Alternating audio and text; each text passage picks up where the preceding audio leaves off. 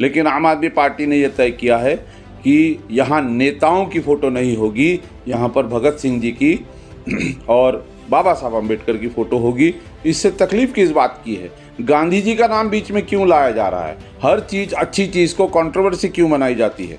एक विचार से, एक सोच से, एक हिसाब से, और जिन्हों को इन देश के अंदर में जिन्होंने बहुत कुछ किया है उनको हम सामने रखना चाहते हैं, ना कि नेताओं को हम सामने रखना चाहते हैं, एक नया कल्चर डेवलप करना चाहते हैं। तो इसमें गांधी जी को बीच में लाने का सवाल ही नहीं उठता। गांधी जी की फ़ोटो हर प्रेमाइसेस में लगी है, किसी की भी ताकत नहीं वो फ़ोटो वहाँ से हटाने की। सोशल मीडिया पे एक फ़ोटो बड़ी तेज़ी से वायरल हो रहा है जिसमें पंजाब के नए मुख्यमंत्री, उनकी फ़ोटो में आप देख सकते हैं कि दो फ़ोटोज़ उनके ऑफिस में नज़र आ रही है। एक है बाबा साहब अम्बेडकर की और दूसरी है भगत सिंह की। तो लोग सवाल उठा रहे हैं कि भाई गांधी जी कहाँ चले गए। तो इस वक्त हमारे साथ आम आदमी पार्टी के महाराष्ट्र कोषाध्यक्ष जगजीत सिंह सर हमारे साथ है। तो सर क्या बात है कि गांधी जी को बिल्कुल गायब कर दिया गया? ना ना ना ना, गांधी जी गायब हो ही नहीं सकते। गांधी जी तो हमारे जीवन का हिस्सा हैं। गांधी जी हमारे कामों का हिस्सा है, विचार का हिस्सा है, सोच का हिस्सा है। गांधी जी की फ़ोटो कभी भी नहीं हटाई जा सकती, ना अपने प्रेमाइसेस से, ना ऑफिसेस से।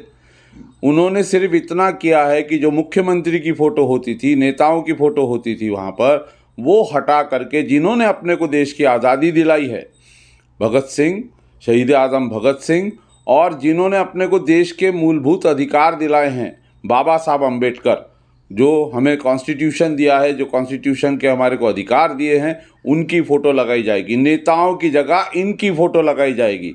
इसमें गांधी जी को बीच में लाने का विषय ही नहीं है। गांधी जी को बीच में ला करके कंट्रोवर्सी क्रिएट करने का विषय नहीं है। गांधी जी ने जिस रास्ते पर बताए थे कि पहले आम लोगों का, साधारण लोगों की तरक्की करो, गांव से शुरू करो, लोगों की मूलभूत सुविधाओं से शुरू करो, तब जाकर के आगे बढ़ो। आम आदमी पार्टी और आम आदमी पार्टी की सरकार वही कर रही है जो गांधी जी ने हमें रास्ता दिखाया था। तो गांधी जी तो हमारे अंदर हैं, गांधी जी हमारे प्रेमाइसेस में हैं। गांधी जी की फ़ोटो हटाने का सवाल ही नहीं उठता। 2 की जगह 3 फ़ोटो होती अगर, तो लोगों को भी लगता कि हाँ भाई गांधी जी को भी।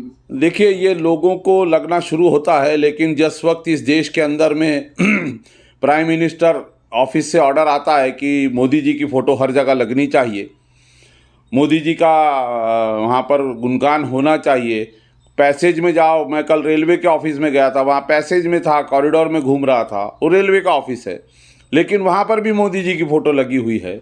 हम कहीं बस स्टैंड पे जाते हैं, वहाँ पर भी मोदी जी की फ़ोटो लगी हुई है। हम कहीं भी जाएं, वहाँ पर वो फ़ोटो लगी हुई है। तो उस पर कोई ऑब्जेक्शन नहीं लेता है। उस पर ये क्यों नहीं कहते कि यहाँ पर यहाँ हर जगह इनकी ज़रूरत क्या है? गवर्नमेंट के बड़े बड़े ऑफिसेस के अंदर प्रधानमंत्री की फ़ोटो होती है, एक प्रोटोकॉल के तहत होती है, वो होनी चाहिए, उसमें हमें कोई ऑब्जेक्शन नहीं है। लेकिन आम आदमी पार्टी ने यह तय किया है कि यहाँ नेताओं की फ़ोटो नहीं होगी, यहाँ पर भगत सिंह जी की और बाबा साहब अम्बेडकर की फ़ोटो होगी। इससे तकलीफ़ किस बात की है? गांधी जी का नाम बीच में क्यों लाया जा रहा है? हर चीज़, अच्छी चीज़ को कंट्रोवर्सी क्यों बनाई जाती है?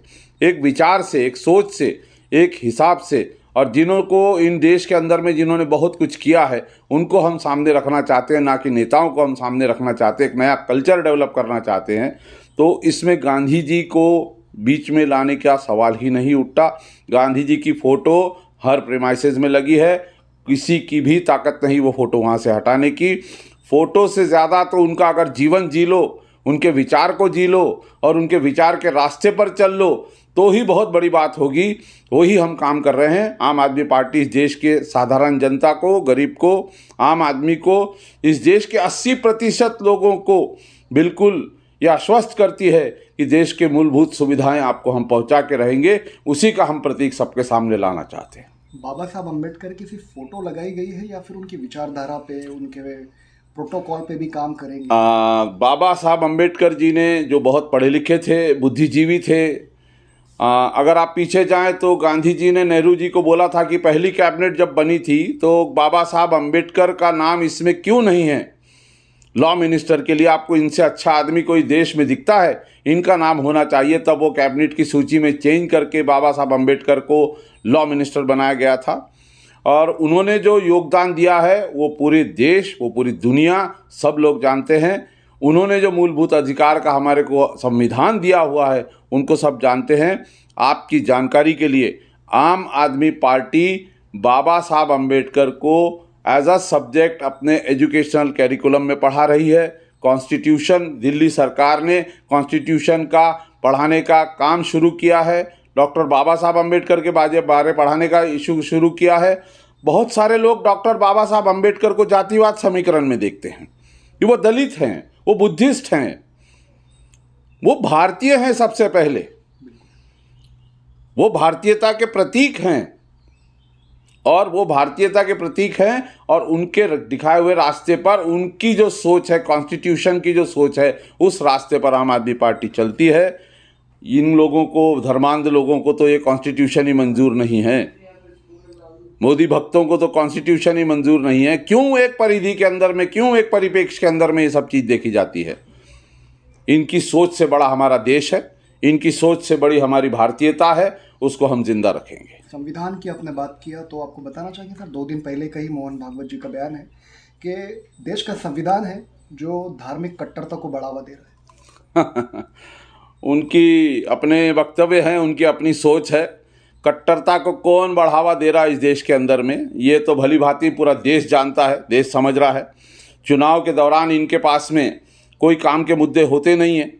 जो काम होने चाहिए, जो देश की सुख सुविधा, बेरोज़गारी पे बात होनी चाहिए, अच्छे स्कूलों पे बात होनी चाहिए, अच्छे अस्पतालों पे बात होनी चाहिए, किस तरह से एक इंसान को, गरीब इंसान को समृद्ध बना जाए उसके बारे में बात होनी चाहिए। किसानों को इन्होंने रौंदा है, किसानों को 1 साल परेशान किया है, किसानों को स्वामीनाथन आयोग नहीं लगाया है। आज ओल्ड पेंशन की स्कीम ख़त्म कर दी है। आज पुराने हमारे कर्मचारियों की प्रोविडेंट फंड में आए दिन इन्होंने कटौती करते रहते हैं, जिसके ऊपर उनका जीवन निर्भर रहता है। इन बातों पर ना बात करके हिजाब पर बात करते हैं, हिंदू मुस्लिम पे बात करते हैं, हिंदू राष्ट्र के ऊपर बात करते हैं, राम मंदिर पे बात करते हैं। क्यों ये मुद्दे लाते हैं? कट्टरता कौन फैलाता है, इससे आप समझ सकते हैं।